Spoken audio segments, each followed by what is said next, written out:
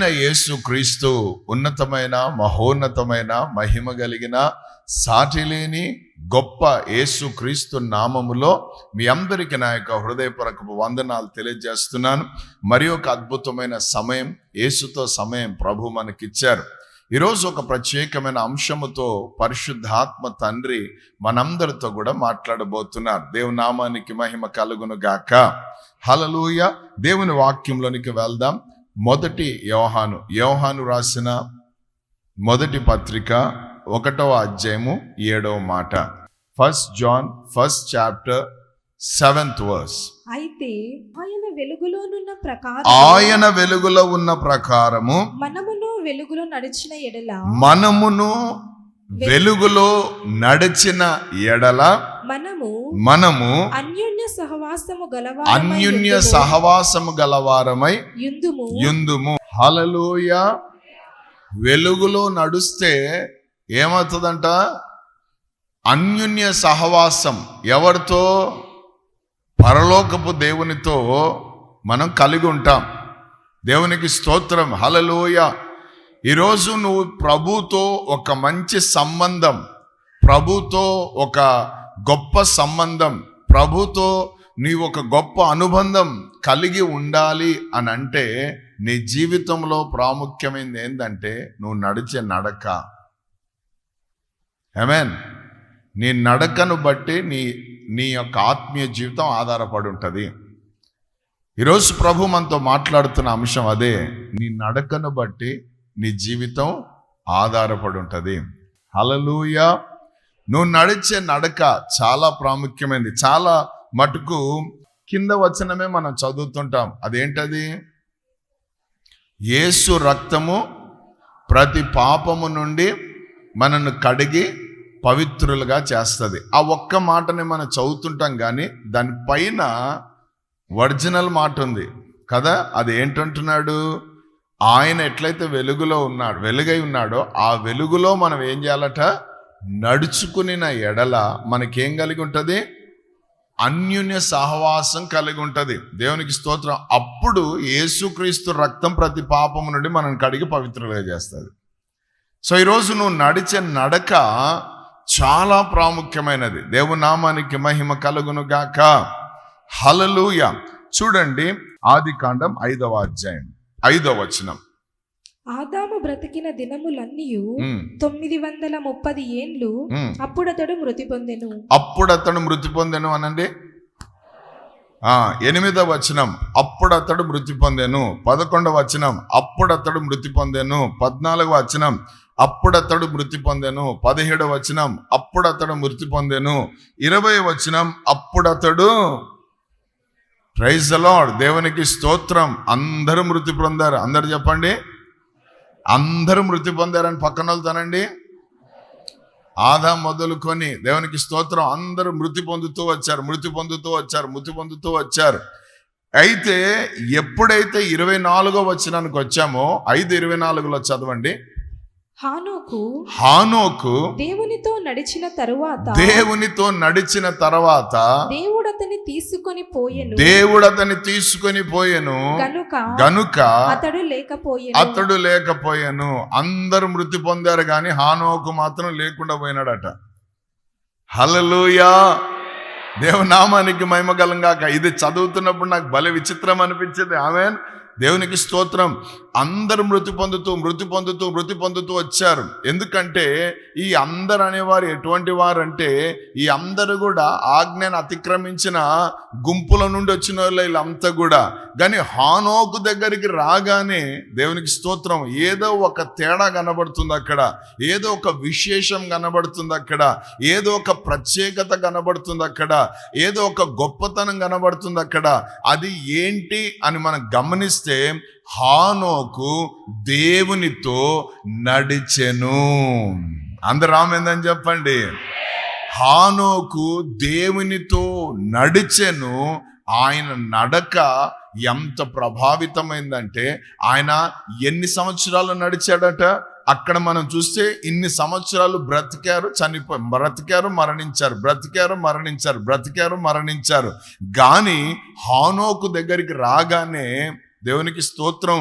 బ్రతికాడని రాయబడలేదు, కానీ 300 సంవత్సరములు దేవునితో నడిచాడు అన్న మాట రాయబడింది.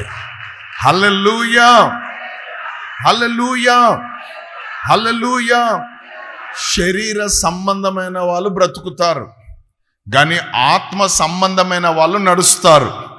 కాబట్టి ఈరోజు నువ్వు బ్రతకడానికి బ్రతుకు కోసం ఉన్నావా, లేకపోతే నడవడానికి ఉన్నావా? ఆమేన్, దేవునికి స్తోత్రం కదా. ఇప్పుడు చూడండి, అందరికి పిలుపు ఉంది. God has called everyone. ప్రతి ఒక్కరిని తన బాహును చాచి పిలుస్తున్నాడు, నా యొద్దకు రండి, నేను మీకు విశ్రాంతిని ఇస్తానని. కానీ చాలా మంది రాలేని స్థితిలో ఉన్నారు. కారణం ఏంటంటే, మేము ప్రార్థనకు పోతే, మేము దేవుని సన్ని పరిచర్యకు పోతే, మేము దేవుని సన్నిలోకి పోతే మాకు కూడు ఎవరు పెడతారు, బట్ట ఎవరిస్తారు, ఇల్లు ఎవరిస్తారు కదా. మనం బ్రతకడానికి ఎప్పుడు చూసినా ఆ బ్రతకడానికి ఏడుపే కదా. దేవునికి స్తోత్రం. వాళ్ళందరూ మరణించారు. తిన్నోడు మరణించాడు, ఆమెన్. అవ్వ తినింది, తినిపించింది, మరణించారు. కానీ హానోకు మాత్రం దేవునితో నడిచాడు అన్న మాట రాయబడింది. హల్లెలూయా. ఈ బ్రతకడం కోసం అంటారు. వీళ్ళంతా శరీరానుసారులు. నడిచేవారందరూ కూడా ఆత్మానుసారులు. హల్లెలూయా, ఆమేన్. శరీరానుసారుల మధ్యలో ఆత్మానుసారుడుగా హానోకు నడుస్తూ ఉంటే అది దేవుడు చూసి అతడు లేకుండా తీసుకొని వెళ్ళిపోయాడని దేవుని వాక్యం సెలవిస్తుంది. రేపు అదే జరగబోతుంది భూమి పైన. బ్రతికే వాళ్ళందరూ ఇక్కడే ఉంటారు. ఒకవేళ ఉన్నా వారు మరణిస్తారు, కానీ దేవునితో నడుస్తున్న వారు మాత్రమే మధ్య ఆకాశంలోనికి ఎత్తబడతారు. దేవుని బిడ్డలారా, దేవునికి స్తోత్రం. గొప్ప విషయం ఏంటంటే 300 సంవత్సరాలు అతడు ఒక్కరోజు కూడా యాబ్సెంట్ లేదట. ఒక్కరోజు కూడా ఆగిపోయినట్టు లేదు, ఒక్కరోజు నీరసం ఇచ్చినట్టు లేదు, ఒక్కసారి బాధపడినట్టు లేదు. కానీ 300 ఏండ్లు, ప్రైజ్ ది లార్డ్, ప్రతిరోజు దేవుడు ఆయన కోసం దిగి వస్తున్నాడు. ప్రతిరోజు ఈయన దేవుని కోసం వెళ్తా ఉన్నాడు. వీళ్ళ అనుబంధం ఎట్లుందంటే ఒక గొప్ప ఆత్మీయ బంధంగా ఉంది. ఆమేన్. మళ్ళీ ఆయన చేసే పనులు ఆయన చేశాడు. కుమారులను కన్నాడు, కుమార్తెలను కన్నాడు, ఫ్యామిలీని చూసుకున్నాడు. దేవునికి స్తోత్రం. అంత బాగానే ఉంది. కానీ అతడు దేవునితో నడిచినందుకు అతడు ఏమై ఉన్నాడట? కొనిపోబడ్డాడు. దేవుడు తీసుకుని వెళ్ళిపోయినాడు. అంతే, మరణము చూడకుండా తీసుకుని వెళ్ళిపోయాడు. ప్రైజ్ ది లార్డ్, హల్లెలూయా. బ్రతకాలనుకున్నాడు అంతా మరణిస్తాడు. ఆమేన్, దేవునికి స్తోత్రం. కానీ దేవునితో నడిచేవాడు మాత్రం కొనిపోబడతాడు. అందరూ ఆమేన్ చెప్పండి. ఎంత అద్భుతమైన విషయం కదా. ఆ మరణం అనిపించి లాస్ట్లో 24 దగ్గర రాగానే చాలా అద్భుతంగా ఉంది. దేవునికి స్తోత్రం. దేవుడు అతన్ని కొనిపోయాడు. ఎందుకంటే అతడు దేవునితో నడిచాడు. దేవునికి స్తోత్రం, హల్లెలూయా. ఎట్లా నడిచాడు అని అంటే ఎడతెగకుండా నడిచాడు, విశ్వాసముతో నడిచాడు. ఆమెన్. దేవుని యొక్క మీద మనసు పెట్టుకొని, దేవుని యొక్క విధానాలకు ఇష్టపడి దేవునితోనే నడిచాడు. ఆయన ఎవరితో నడవలే. దేవునికి స్తోత్రం. లోక సంబంధమైన వ్యవహారములతో ఆయనకు అసలు ఆలోచనే లేదు. అతడు దేవునితో నడిచాడు. దేవుని నామానికి మహిమ కలుగును గాక. హల్లెలూయా, హల్లెలూయా. దేవుని నామానికి మహిమ కలుగును గాక. బైబిల్ చరిత్ర ఏం చెప్తుందంటే, చరిత్రకారులు ఏం చెప్తారంటే, ఈ బైబిల్ తర్జుమా చేసేటప్పుడు, రాసేటప్పుడు యెహోవా అన్న మాట ఎక్కడైతే వస్తుందో ఆ మాట రాయడానికి ఈ రాసే వాళ్ళు ఏం చేసేవాళ్ళంటే తెలుసా? ఆ మాట రాగానే వెళ్ళి స్నానం చేసి వస్తారట ఆ మాట రాయడానికి. అంటే అంత పవిత్రమైన నామం అది అని. ఎన్నిసార్లు యెహోవా అని రాయాల్సి వస్తుందో అన్నిసార్లు స్నానాలు చేసి వచ్చి పట్టుకునేవాళ్ళట. అంత పరిశుద్ధంగా, అంత జాగ్రత్తగా తీసుకొని వచ్చి మన చేతిలో పెట్టారు. మనం ఎట్లున్నాం? కేర్లెస్నెస్. కదా, పెద్దగా. ఆమె సాక్షి పేపర్, ఈనాడు పేపర్ చదివినంత మోజు కూడా ఉండదు దీనిపైన. అవునా కదా? ఇప్పుడు పేపర్లు ఏమో వాట్సాప్లు కదా, ఎంత ఇంట్రెస్టో. కానీ నీ చేతిలో, నా చేతిలో ఉన్న దీనికి చాలా విలువ కట్టారు. అది ఎప్పుడు మనం మర్చిపోవద్దు. దేవునికి స్తోత్రం. సో హానోకు ఏం చేశాడు? దేవునితో నడిచాడు. ఎన్ని సంవత్సరాలు? ప్రైజ్ లార్డ్, హల్లెలూయా. దేవుని నామానికి మహిమ కలుగును గాక. దాని తర్వాత రెండో వ్యక్తి చూద్దాం. ఆదికాండం 6వ అధ్యాయము 9వ మాట. ఆదికాండం 6:9. నోవహు వంశావళి ఇదే. నోవాహు వంశావళి ఇదే. నోవహు నీతిపరుడును. నోవాహు నీతిపరుడును. తన తరములో నిందారహితుడై ఉండెను. నోవాహు దేవునితో కూడా నడిచినవాడు. Praise the lord. ఎటువంటి టైంలో నడుస్తున్నాడు తెలుసా? దేవునితో కూడా ఆయన. కింద చదవండి. భూలోకము దేవుని సన్నిధిలో చెడిపోయింది. భూలోకము బలాత్కారముతో నింపబడింది. దేవుడు భూలోకమును చూచినప్పుడు అది చెడిపోయి ఉండెను. భూమి మీద సమస్త శరీరులు తమ మార్గమును చెరిపి వేసుకొని ఉండిరి. ఎటువంటి టైంలో అతడు దేవునితో కూడా నడిచెను?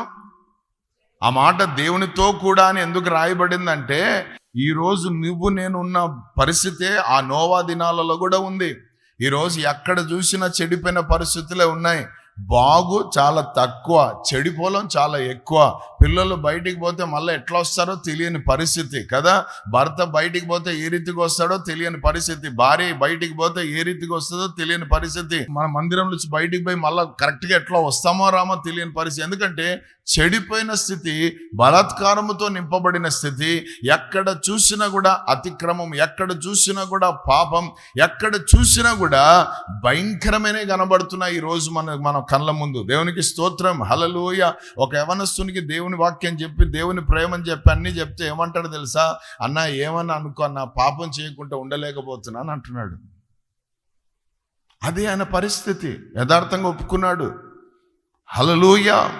సో ఎందుకంటే భూమి దేవుని దృష్టిలో ఏమైపోయింది? చెడిపోయింది. అయితే అద్భుతం ఏంటంటే, చెడిపోయిన ఇటువంటి పరిస్థితుల మధ్యలో కూడా ఒక నోవా అనేవాడు ఏం చేస్తున్నాడు? దేవునితో కూడా నడుస్తున్నాడని దేవుని వాక్యం సెలవిస్తా ఉంది. ఆ మాటలు ఎందుకు రాయబడ్డాయంటే ఒకే ఒక ఉద్దేశము, నానా మీరు కూడా చెడిపోయిన లోకములో ఉన్నారు, చెడిపోయిన పరిస్థితుల మధ్యలో ఉన్నారు. మీ ముందు నోవా తాతను పెడుతున్నాను, ఆయనను జ్ఞాపకం చేసుకోండి.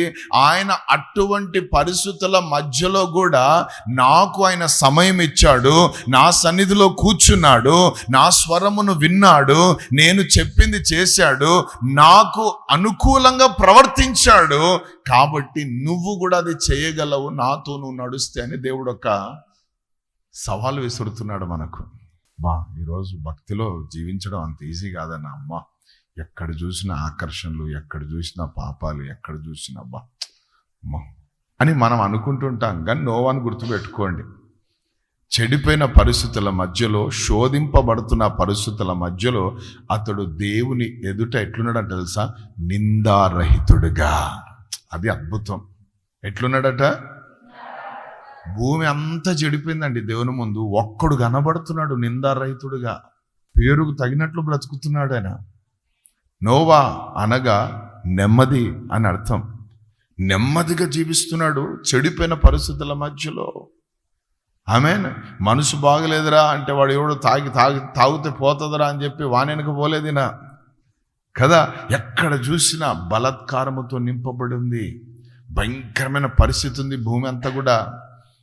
దేవుడు పశ్చాత్తాపం ఉందాడంట అది చూసి. ఎందుకు చేసుకున్నారు కదా? వాని ఊహంతయు చెడ్డదని వాక్యం చెప్తోంది. మనుషులు చెడ్డ ఊహలతో, చెడ్డ తలంపులతో చెడిపోయింది మొత్తం. దేవుడే చెడిపోయింది అంటే అది ఎంత వరస్ట్గా ఉంటుందో ఒకసారి ఆలోచన చేయండి.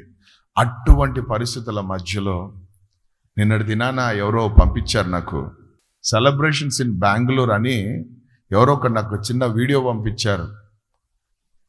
ఆడపిల్లలు కాదు, మగపిల్లలు కాదు, 31వ తేదీ రోడ్ల మీద ప్రతి ఒక్కరు తాగి తందనాలే. ఎవరు ఆడపిల్లల్ని ఎత్తుకోబోతున్నారో తెలియదు, ఆ పిల్ల ఎక్కడెక్కడికి పోతున్నాయో తెలియదు. విచ్చలవిడి పాపం. అది చూసినప్పుడు నాకు ఇదే గుర్తుకొచ్చింది. నాకు అప్పుడు అనిపించింది, అయ్యా 31వ తేదీ ఎంతమంది ఆడపిల్లల జీవితాలు నాశనం అంటే అయ్యా, ఎంతమంది విచ్చలవిడిగా తిరిగి ఎన్ని రకాలుగా ప్రభువా అని వేదన వచ్చింది నాకు అది చూసినప్పుడు. మళ్ళీ దానికి ఒక పాట పెట్టాడు వాడు. చెడిపోయిందండి ఈ లోకం. కానీ మనం నిందారహితులుగా బ్రతకాలని వాక్యం చెప్తుంది. సొసైటీలో ఉన్నాం బ్రదర్. ఏం బ్రదర్? సొసైటీలో ఉన్నాం. అందరు కొంచెం కొంచెం తాగుతుంటారు. మనం కూడా సొసైటీలో ఉన్నాం కాబట్టి, మనం ఎక్కడ పైనుంచి ఊడి పడలేదు కాబట్టి మనము వాళ్ళతో కూర్చొని థమ్సప్ తాగుదాం. వీడు సమర్థించుకునే పాప వ్యవహారమే అంతా. ఆమెన్. నేను తాగరా బాబు, నాకు అలవాట్లేదు, దాని జోలికి రాను, నేను పోతే అయిపోదా? మళ్ళా వాడు కూడా కావాలా? ఆమెన్. వాడు నిన్ను ఎంత వరకు అంటే నిన్ను దింపేంత వరకు వదలడు వాడు, వదలదు ఆమె. దేవునికి స్తోత్రం. కాబట్టి ఇటువంటి పరిస్థితుల మధ్యలో మనము నిందారహితులమై దేవునితో నడిచే వారిగా ఉండాలట. Praise the Lord. Hallelujah. Amen. నాయనా, నా కండ్ల ముందు పాపం ఉంది, నాయనా నా శరీరాన్ని ఆకర్షించే ఆకర్షణలతో కూడిన పాపాలు ఉన్నాయి, నా ఊహలకులో ఆకర్షించే పాపాలు ఉన్నాయి, నేనున్న ప్రాంతం అంతా కూడా అదే ప్రాంతంగా నింపబడింది. అయినా ప్రభువా, వారి మధ్యలో నీ సన్నిధిలో నేను నిందారహితుడిగా బ్రతుకుతాను. నేను నీతో నడుస్తాను ప్రభువా. ఎంత కష్టం వచ్చినా, ఎంత బాధ వచ్చినా. ఆమేన్. దేవునికి స్తోత్రం. హల్లెలూయా. దేవుడు ఓడను కట్టమని చెప్తే ఓడ కడుతుంటే ఎంతమంది అయినా ఎక్కిరించారు తెలుసా? 200 ఏళ్ళు అతడు నిందించబడుతూనే ఉన్నాడు, పడుతూనే ఉన్నాడు. కానీ అద్భుతం ఏంటంటే నిందారహితుడుగా ఉన్నాడట. హల్లెలూయా. ఒక్కొక్కళ్ళు కామెంట్లు చేస్తున్నారు, ఒక్కొక్కళ్ళు అన్ని రకరకాలైనవి చేస్తున్నారు, కానీ ఎక్కడ రియాక్ట్ కాలేదైనా. దేవునికి స్తోత్రం. ఎందుకంటే దేవుడు ఆయనతో చెప్పింది చేయడానికి ఆయన ముందుకు వచ్చాడు. దేవునితో నడవడం అంటే దేవుడు చెప్పింది చేయడమే. దేవునికి స్తోత్రం. హల్లెలూయా. నాయనా, చెడిపోయిన ఈ ప్రాంతాన్ని అంతా నేను నాశనం చేయబోతున్నాను, కాబట్టి నీవు నీ ఇంటి వారిని నేను రక్షించాలన్న ఒక ప్రణాళిక కలిగి ఉన్నాను. మీ ద్వారా నేను ఆశీర్వదించాలన్న ఆలోచన నాకు ఉంది, కాబట్టి నువ్వు ఒక ఓడను కట్టేసేయని చెప్పాడు. దేవునికి స్తోత్రం. హల్లెలూయా. అతడు రాత్రి పగలు దేవుడు చెప్పిన పనిలో నిమగ్నం అయిపోయి అతడు ఓడ కడుతున్నాడు. అద్భుతం ఏంటంటే ఆయనకు తెలియని పని అది, ఆయనకు అసలు దాని గురించి ఐడియానే లేదు, కానీ దేవునితో నడుస్తున్నాడు కాబట్టి దేవుడు అతన్ని నడిపిస్తూ ఒక గొప్ప రక్షణ ఓడ కట్టుకున్నాడు. ఆయన కుటుంబం 8 మంది రక్షింపబడ్డారు ఆ ఓడలో. దేవునికి స్తోత్రం. హల్లెలూయా. హల్లెలూయా. జలము అంటే వర్షము, కుండపోత వర్షాలు. దేవునికి స్తోత్రం. 40 రోజులు రాత్రి పగలు ఎట్లా అంటే మొత్తం వాషౌట్ అయింది వాటర్తో, కానీ ఇది మునిగిపోకుండా దీన్ని ఏం చేశాడట? ఎత్తైన స్థలంలో నిలబెట్టాడు. దేవుని నామానికి మహిమ కలుగాక. సేమ్ అదే రిపీట్ కాబోతుంది ఇప్పుడు. దేవునికి స్తోత్రం. హల్లెలూయా. అందుకే యేసు ప్రభు లోకము కోసము, లోకంలో ఉన్న వాళ్ళ కోసం ప్రార్థన చేయలేదు. యోహాను సువార్త 16:17లో ఎవరి కోసం ప్రార్థన చేశాడు తెలుసా? తండ్రి, నీవు నాకు అనుగ్రహించిన వారి కోసం నేను ప్రార్థన చేస్తున్నాను అన్నాడు. దేవునికి స్తోత్రం. నీవు నేను కూడా ఈ లోకంలో ఉన్న వాళ్ళ వీళ్ళ గురించి మనం ఏం ప్రార్థన చేసినా కొన్నిసార్లు పని చేయవు, కానీ మనం ప్రార్థన చేయవలసింది ఎవరి కోసమైతే, ఎవరి కోసం అంటే ఒకప్పుడు వెలిగించబడిన వారు, ఒకప్పుడు దేవుని సంధికి వస్తున్న వారు, ఒకప్పుడు దేవుని కాడి మోసిన వారు, ఒకప్పుడు పరిచర్యలో బాగా విరివిగా వాడబడిన వాళ్ళు, ఒకళ్ళు నమ్మకంగా ఉన్నవారు ఈ రోజు పతనమైపోయి పడిపోయి కనబడని పరిస్థితుల్లో ఉంటే వాళ్ళ కోసం మనం ప్రార్థన చేయాలి. తండ్రి, ఒక్కసారి వారిని జ్ఞాపకం చేసుకునైనా మరలా వారు మీతో కూడా నడిచే భాగ్యం వారికి దయచేయి ప్రభువా. ఆమేన్. సో వాకింగ్ చాలా ప్రాముఖ్యమైనది మన జీవితంలో, టాకింగ్ కంటే. ఆమేన్. మాటల కంటే మన నడక చాలా ప్రాముఖ్యమైనది. హల్లెలూయా. దేవునికి స్తోత్రం. కొంతమంది ఉంటారండి, ఏం మాట్లాడరు, సైలెంట్గా ఉంటారు, కానీ వాళ్ళ నడక సూపర్గా ఉంటుంది. కొంతమంది మాట్లాడుతుంటారు, అమ్మో మామూలు మాటలు కాదు, కొండలు కోటలు అన్నీ కూడా దాటిపోతూ ఉంటాయి, కానీ వాని ప్రవర్తనలో నడక చండాలంగా ఉంటుంది. సో ఈరోజు మనం ఎక్కడున్నాం ఒకసారి నీవు నేను మన అందరం పరీక్ష చేసుకుందాం. దేవునికి స్తోత్రం. మనం మాటగాళ్ళమా లేకపోతే నడకగాళ్ళమా? హల్లెలూయా. నడిచేవారిలో ఉన్నామా లేకపోతే మాట్లాడేవారిగా ఉన్నామా? ఒక్కసారి మనము పరీక్ష చేసుకుందాం. దేవునికి స్తోత్రం. కాబట్టి రెండవదిగా నోవా నడిచాడు. ఎట్లా నడిచాడు? అందుకే అతడు అన్యోన్యత కలిగిన సహవాసంతో దేవునితో ముందుకు వెళ్ళాడు. ఆమేన్. దేవునికి స్తోత్రం. హల్లెలూయా. మూడవదిగా చూడండి, ఆదికాండం 17వ అధ్యాయం 1వ మాట. అబ్రహాము 99 ఏండ్ల వాడైనప్పుడు 99 ఏండ్ల వాడైనప్పుడు యెహోవా అతనికి ప్రత్యక్షమై నేను సర్వశక్తి కలిగిన దేవుడను నా సన్నిధిలో నడుచుచు నిందారహితుడవై ఉండుము. నాకు నవ్వు వచ్చింది చదివినప్పుడు. ముసలోనికి చెప్తున్నాడు మళ్ళీ ఈ మాట. ఇప్పుడు 75 ఏండ్లప్పుడు పిలిచినాడు దేవుడు. ఆ రోజు చెప్పలే, 99కి వచ్చినాక చెప్తున్నాడు. ఏమని? నీవు నా ఎదుట నిందారహితుడిగా, ప్రైజ్ ది లార్డ్, నడుచుకో. దేవునికి స్తోత్రం. ఆమేన్. ఎందుకంటే అప్పటికే స్టార్ట్ అయింది టెన్షన్, అప్పటికే స్టార్ట్ అయింది కొంచెం ఆందోళన కుటుంబంలో.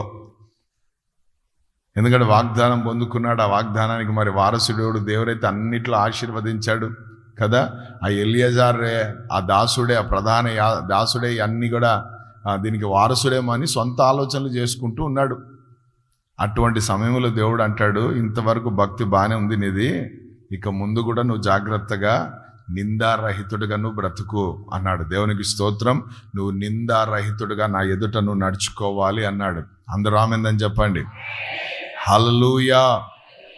అద్భుతం ఏంటో తెలుసా? అబ్రహాము నిందారహితుడిగా నడుచుకున్నాడు. ఆదికాండం 22వ అధ్యాయం 1వ వచనం. ఆ సంగతులు జరిగిన తరువాత దేవుడు అబ్రహామును పరిశోధించెను.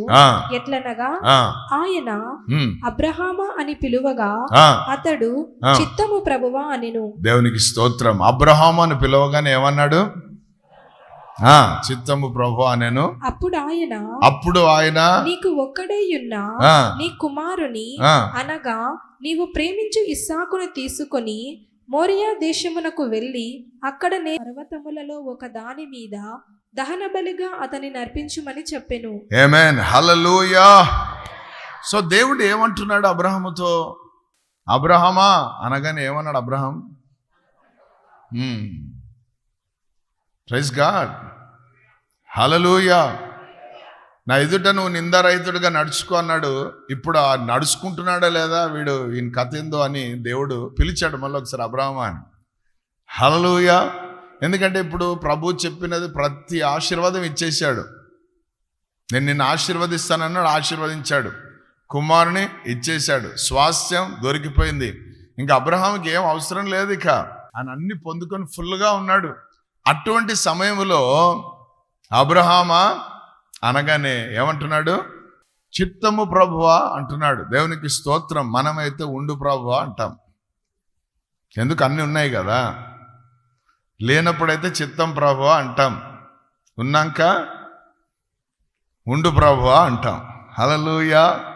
దేవునికి స్తోత్రం. కొంతమందిని చూస్తుంటాం మేము. మా సేవలో ఎంతోమంది, ఒకరు కాదు ఇద్దరు కాదు, లేనప్పుడు వస్తారు. ఏడుపులు, మామూలు ఏడుపులు కాదు, తలకాయలు స్పూన్ పెట్టి కాదు, వీళ్ళు అది స్ట్రా పెట్టి పీకుతారు అని మొత్తం. ఇంకా వింటాం అన్నీ కూడా. వాళ్ళ బాధ అట్లుంటుంది.